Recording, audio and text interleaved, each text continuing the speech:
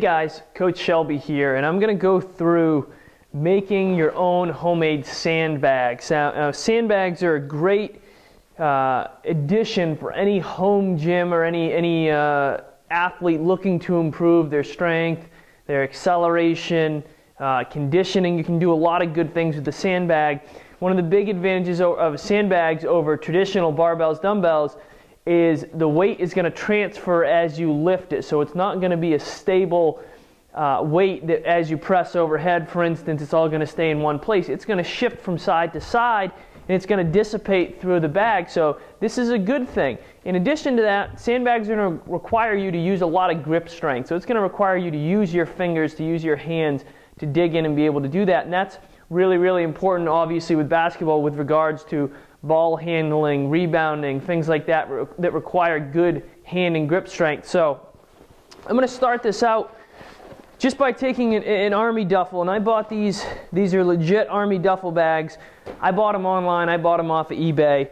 I don't remember how much I paid for them, but they're high quality bags. They're actually lined on the inside so that they have like a coating over them to try to help make them waterproof. So this helps improve the ability for the bag to stay together and not leak. So I bought these cheap. You can probably buy them for like 10, 15 bucks. You can probably even get them at an Army surplus store if you want. I would not recommend using a duffel bag or an athletic bag. I don't think they are sturdy enough to be able to handle the weight. So in addition to that, what I have here is I have a roll of duct tape. I have some zip ties. Both of these I just bought at a hardware store. And then I have some wood pellets, bags, 40-pound bags of wood pellets, which you can get at virtually any hardware store or home improvement store like a Lowe's or a Home Depot or something like that. Buy the wood pellets.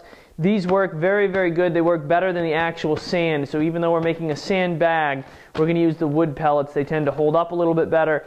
If for some reason it broke, these would be a little bit easier to clean up as well. So I also have, in addition to that, I have a scale, just a regular bathroom scale, so that you can weigh out your bags if needed.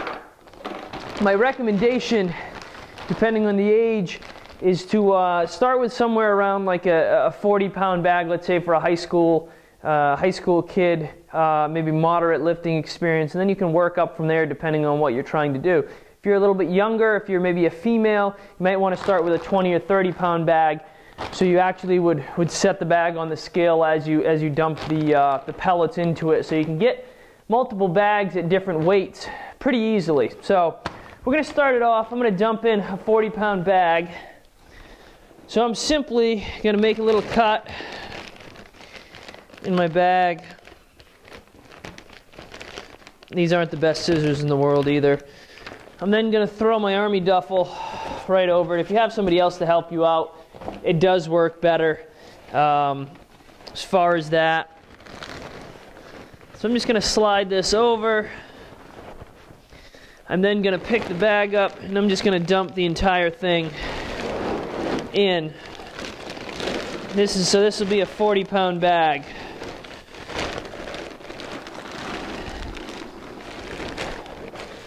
Now, a couple important things here. Once you get your bag together, make sure we get everything out of there. So, I have my bag together now. The most important thing here to get what you want for a fit is you're going to kind of squeeze the bag together, and then you're going to lay it down a little bit to kind of let the bag almost spread itself out. So you kind of want to get it to that good, soft. You don't really want it packed. You don't want the bag firm. You want it to have a very good, soft, cushy feel so that it moves around. It's easier to grip in terms of what we want, actually harder to grip. But something you can dig your fingers into a little bit to be able to hold. If it's so firm that you can't dig your fingers in, you're going to struggle getting what we want out of it. So you're going to try to kind of smooth it out.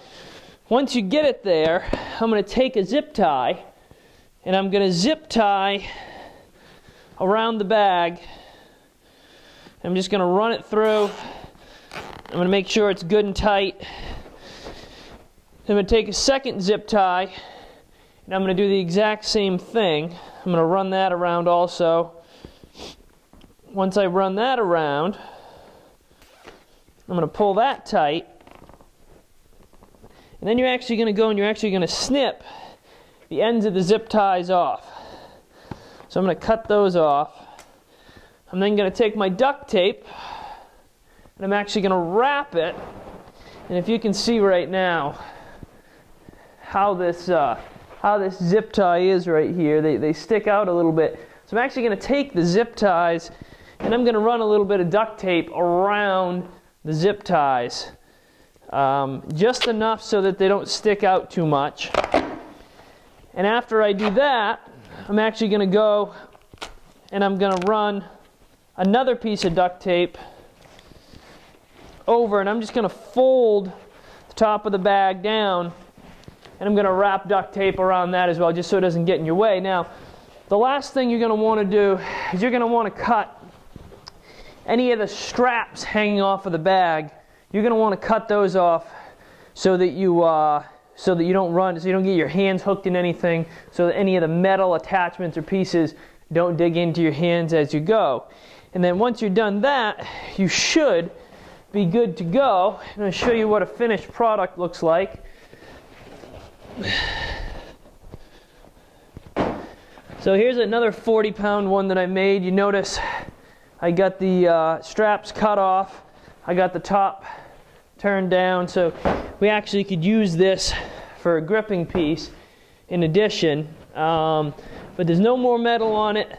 The bag has pretty good consistency. You can dig into it and be able to use it for a lot of exercises. And it's very, very sturdy in terms of being able to last. So this is a great, great way to give yourself a home workout for a cheap price. Cost of the wood pellet bags are, maybe $5. Military duffel is somewhere maybe like 10 or 15, and then you just got, I bought 100 zip ties for I think like $10 or something. And then the duct tape is virtually next to nothing as well, and scissors you should have kicking around. So you can get a 40-pound bag for, let's say, around $20, and then you can make multiple bags if you want, maybe like a couple 20s if you want to do some single arm stuff, a 40, a 60, 80. You can add weight as you need to as you get stronger, and my advice is to use these. Great for conditioning, great for strongman type of training for a basketball player. Very, very functional. Great addition to regular strength training, in addition, to barbell work, dumbbell work, things like that. So hope you enjoy. Hope to see you over at The Unguardables. Make sure you check it out, theunguardables.com. Make sure you sign up for the free newsletter. Lots of good tips, lots of stuff that'll kind of help you out with some of this training in addition to basketball skill training as well. So hope to see you over there. Coach Shelby, take it easy.